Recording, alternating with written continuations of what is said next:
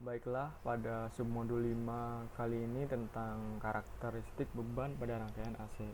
Nah, pada submodul 5 ini itu kita akan membuat rangkaian yang pertama ada beban reaktif murni, lalu beban induktif, dan juga yang terakhir ada beban kapasitif.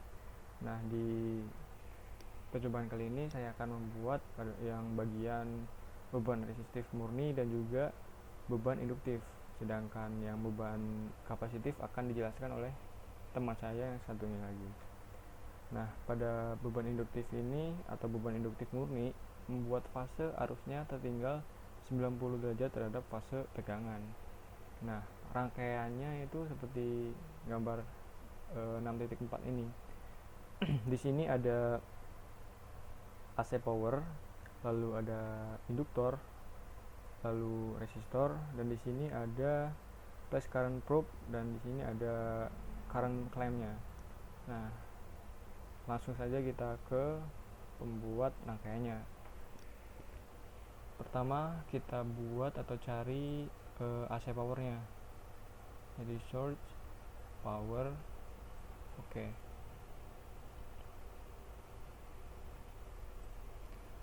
Lalu kita cari resistornya, sama di play source, lalu di basic, kemudian di resistor. Oke. Nah, setelah resistor kita cari induktornya. Induktor.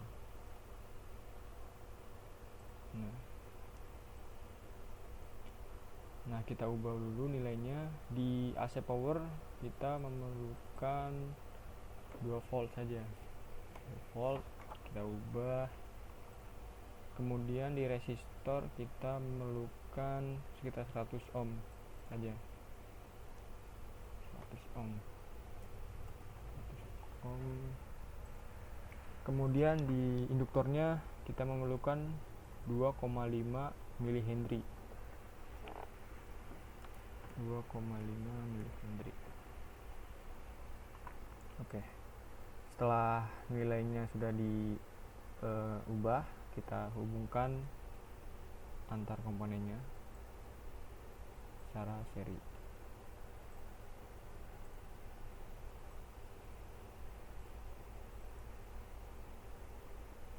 Hubungkan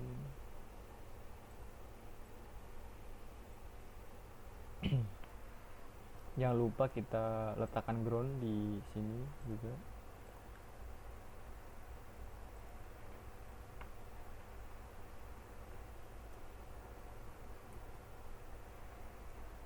Ground.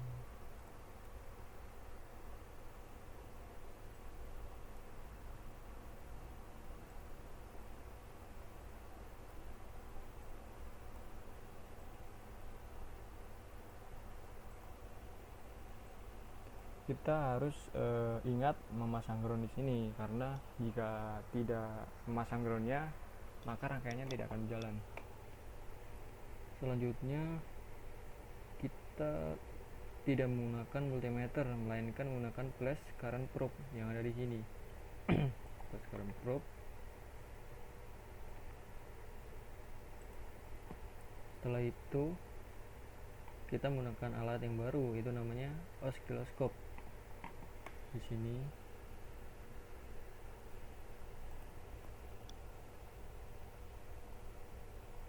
oke.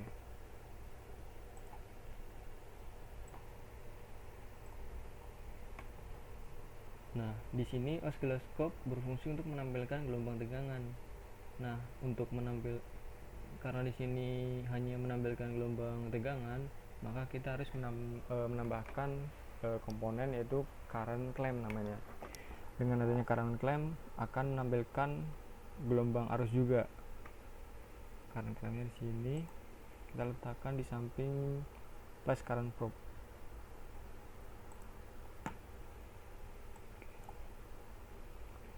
Nah, di bagian oscilloscope-nya ini terdapat 2 probe, yaitu probe A dan probe B.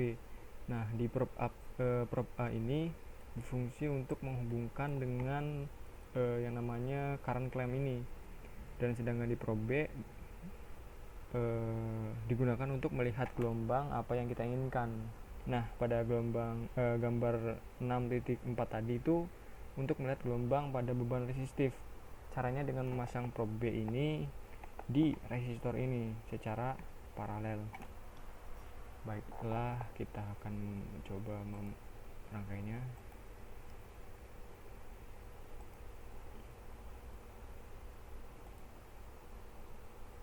Nah, di sumbu negatifnya di probe A ini tidak dihubungkan tidak apa-apa, atau dibiarkan seperti ini aja tidak apa-apa.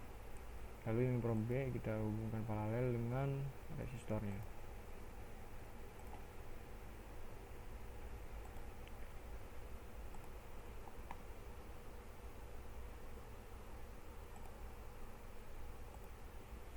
Benang B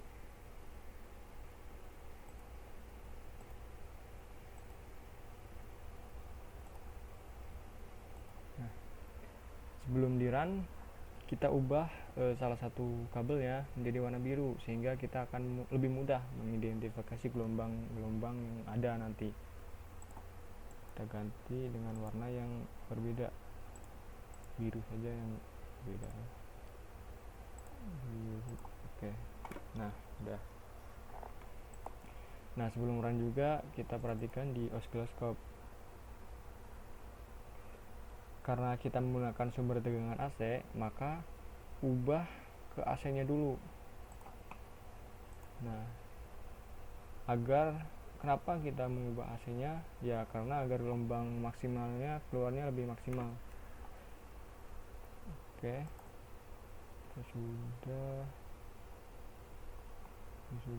Sudah, kita run.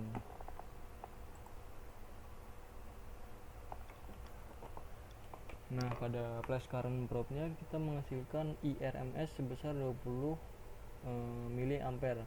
Nah, di sini yang kita perhatikan cukup yang IRMS-nya saja, yang lainnya kita hiraukan saja. Nah, lalu kita menuju osiloskopnya. Nah, di sini kan gelombangnya masih bergerak. Agar gelombangnya dapat diam, kita tekan single. Nah, gelombangnya akan diam. Nah, karena beban resistif itu pada fasa itu nggak ada, kalau dilihat di gelombangnya itu yang kita cari adalah beda fasanya, dan dapat kita lihat ukuran gelombangnya itu beda, tapi itu tidak berpengaruh karena yang kita cari adalah beda fasanya. Untuk itu kita ubah ukuran gelombangnya yang gelombang merah dan yang biru agar terlihat sama. Kita ubah.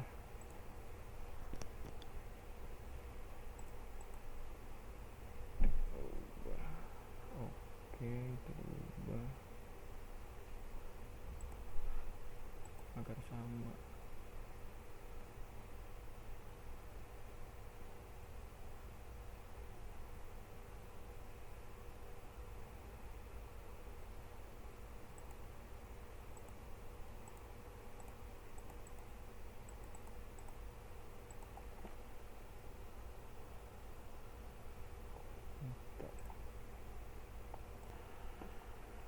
Nah, kita akan mengubah besarnya agar sama, yang gelombang biru dan juga merahnya sama.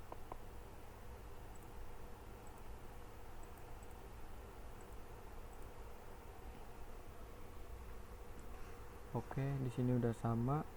Nah, apabila gelombang merah dan biru berdempetan atau terlihat sama, maka beda fasa pada beban resistifnya itu adalah 0. Nah, kita akan menuju ke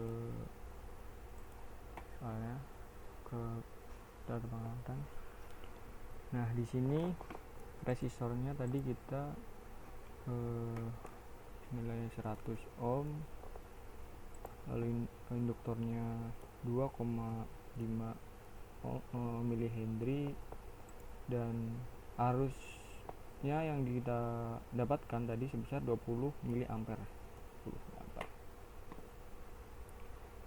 Nah, yang ini beda fasanya atau I kurangi VR adalah yang ini adalah arusnya atau gelombang yang berwarna merah. Dan yang VR atau tegangannya ini gelombang yang berwarna biru. Karena beban resistif, mereka ini beban resistif, maka nilainya adalah 0. Nah, di sini adalah VL. VL itu adalah beban induktif. Dan rumus dari beban induktif itu sendiri adalah selisih I kurangi selisih arus dan tegangannya yang warna merah dan biru dibagi total atau diper total titik gelombang penuh dikali 360 derajat. Nah, tulis saja di sini.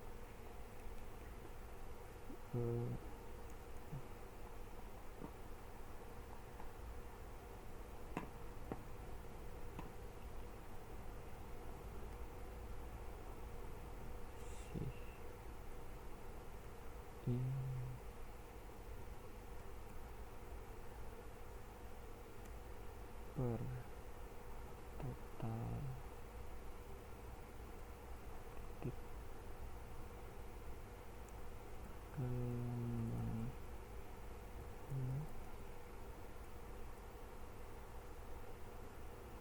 dikali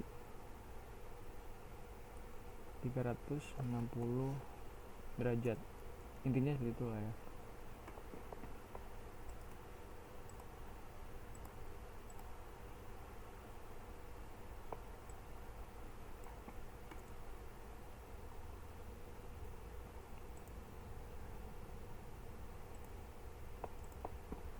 Kita close dulu yang ini.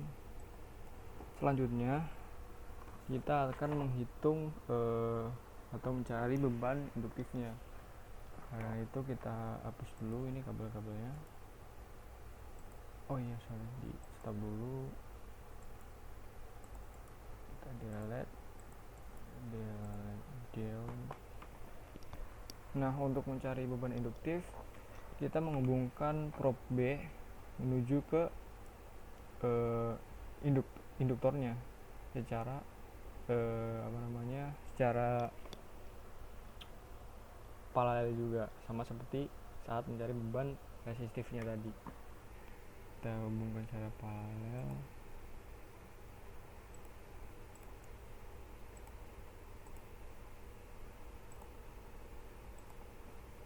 Sama seperti yang mencari beban resistif tadi, kita ubah kabelnya yang ini menjadi warna yang berbeda agar dapat mengidentifikasi.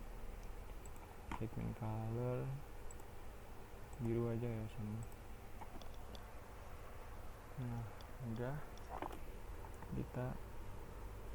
kalau sudah kita run. Nah, di sini arusnya tetap sama atau IRMS-nya tetap sama 20 mA.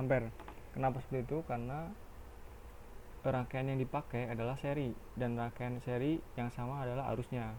Sedangkan kalau kita menggunakan rangkaian paralel, maka yang sama adalah tegangannya. Lalu kita melihat ke osiloskopnya. Nah, di sini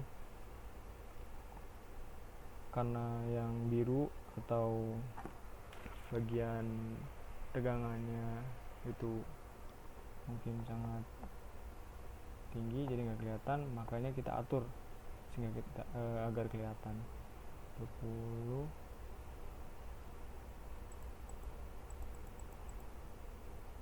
Nah, kan kelihatan seperti ini. Nah, pada beban induktif ini kita lihat channel biru yang B ini itu gelombangnya mendahului yang merah dulu, karena mendahului dulu mendahului, sedangkan yang merah itu tertinggal. Channel B biru itu disebut VL, yang ini yang biru adalah disebut VL, sedangkan yang channel yang merah disebut I atau arusnya. Nah, kenapa gelombangnya seperti itu? Kita lihat pada teori tadi yang ini. Kita lihat di teorinya. Nah, di sini dilihat bahwa beban induktif murni membuat fase arusnya tertinggal 90 derajat terhadap fase tegangan, yang artinya arusnya mendahului tegangannya yang biru, Setelah kita lihat antara teori dan percobaan yang kita buat ini, ternyata benar, yaitu arus yang warna merah ini tertinggal oleh tegangannya yang warna biru. Tertinggal, bukan mendahului ya, sorry. Yang merah itu tertinggal. Nah, hal ini disebut juga dengan lagging atau arus yang tertinggal terhadap tegangannya sebesar 90 derajat. Nah, untuk menghitungnya itu setiap div atau kotak itu ada 5 titik, 1, 2, 3, 4, 5, 6.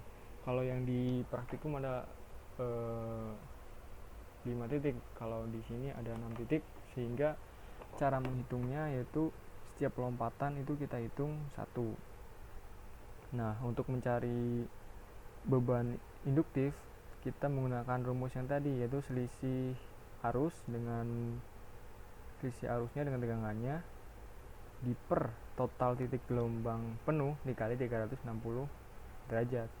Nah, selisih arusnya dan tegangannya itu kita hitung dari mana ya? Dari sini ya. Kita hitung 1, 2. Nah, selisih I dengan VR-nya adalah 2 titik.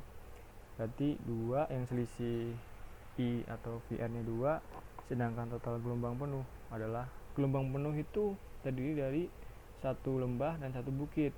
Jadi kita hitung bebas ya, yang biru atau merah kita hitung. Yang enak dari mana ya? Dari sini aja ya. Kita hitung 1, 2, 3, 4, 5, 6, 7, 8. Di sini ada 8 titik gelombang penuh. Jadi ditulis 2/8 dikali 360 derajat. Oke, kita tulis di sini.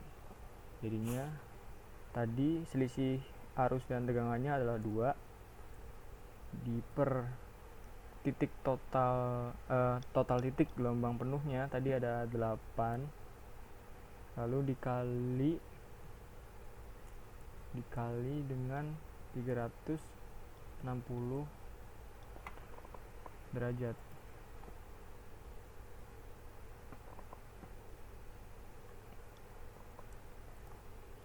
Hasilnya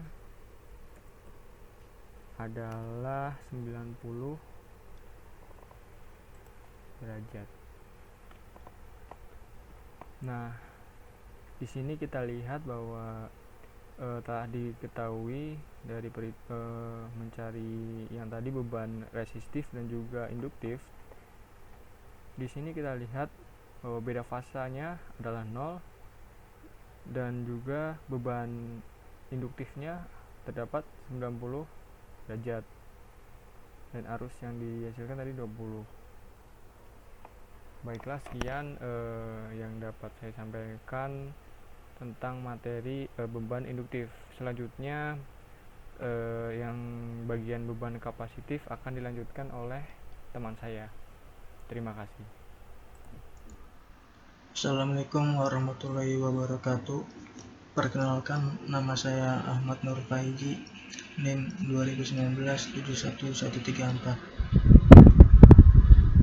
Saya di sini akan melanjutkan video simulasi submodul 5 pada percobaan gambar 6.6. Langsung saja. Pertama, kita membuat power supply. Kita memakai AC power.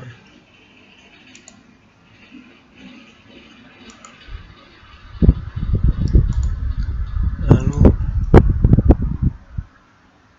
kita pasang resistor.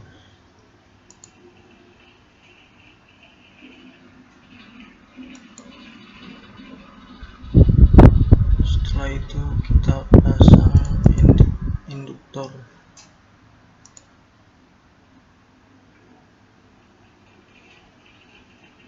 Setelah itu kita memakai kapasitor.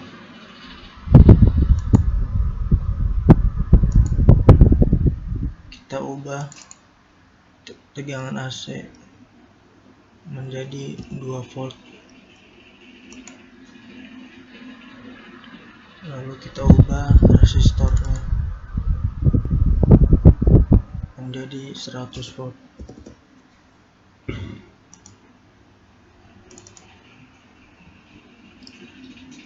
Lalu kita ubah induktornya menjadi 2.5. Lalu kita ubah kapasitornya menjadi 470 mikrofarad.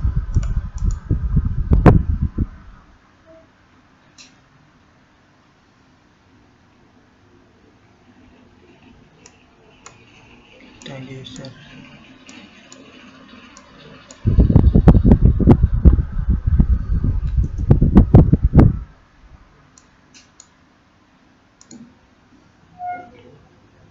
Lalu kita pasang ampere meter current. Lalu kita pilih current clamp.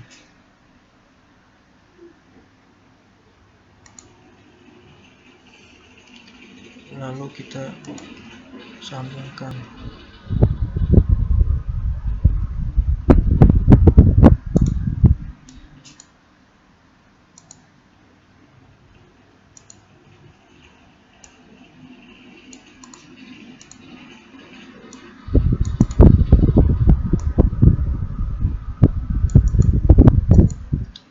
Jangan lupa pasang ground.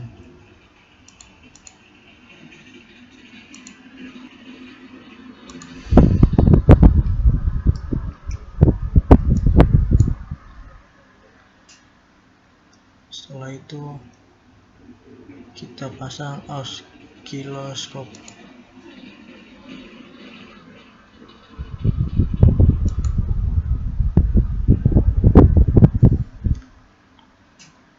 Lalu kita hubungkan.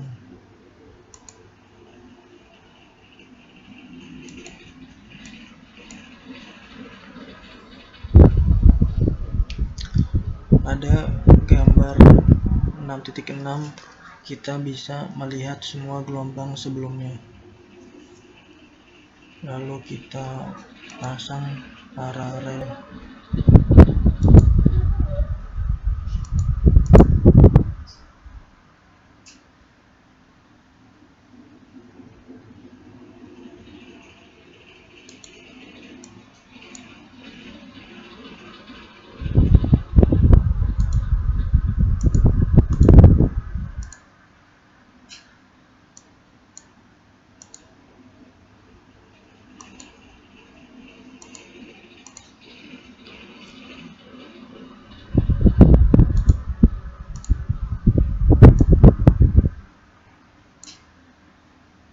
Pasang paralel.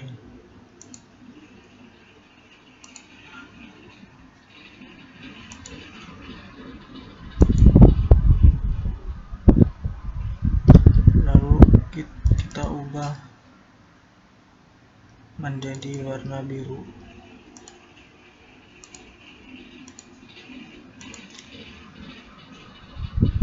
Setelah itu kita running.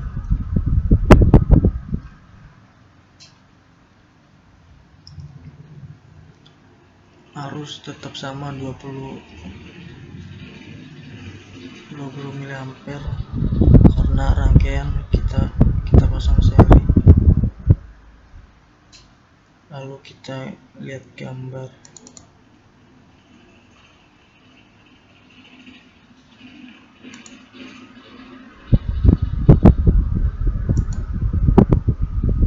Ubah ke AC.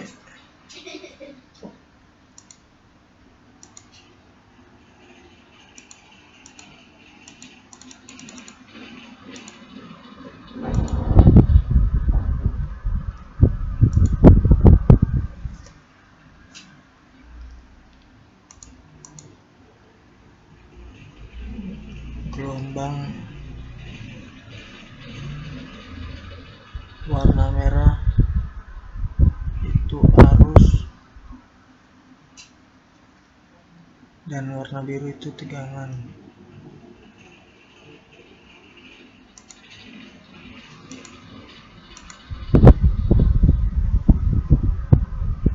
Kedua gelombang ini menyatu, jadi terbukti. Kita lanjut ke pembuktian induktif. Kita stop, lalu kita hapus.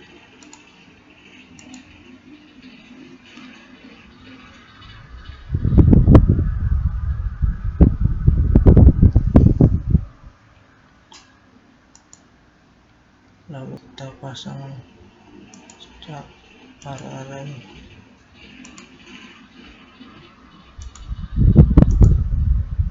Kita ubah menjadi warna biru.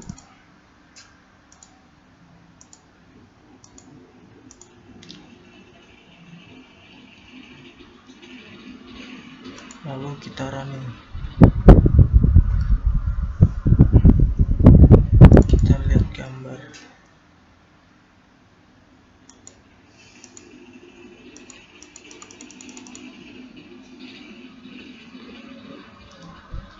Ini arus tertinggal terhadap tegangan merah. Merah arus, kalau gelombang biru itu tegangan.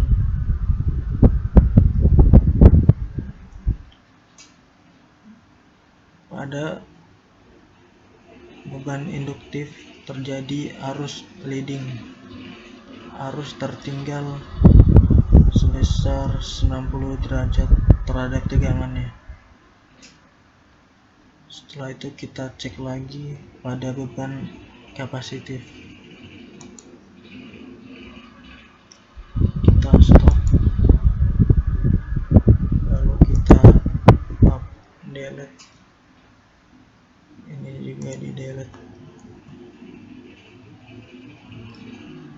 Lalu kita pasang paralel.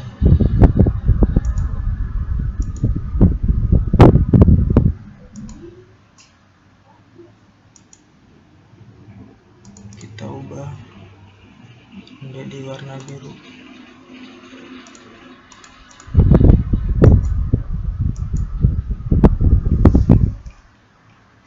Kita running. Tetap menjadi 20 mA. Lalu kita lihat gambar.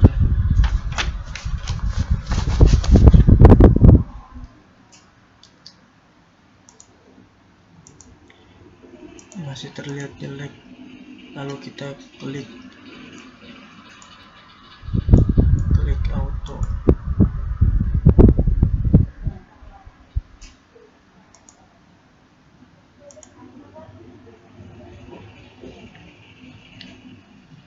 Nah, di sini harus mendahului tegangan sebesar 90 derajat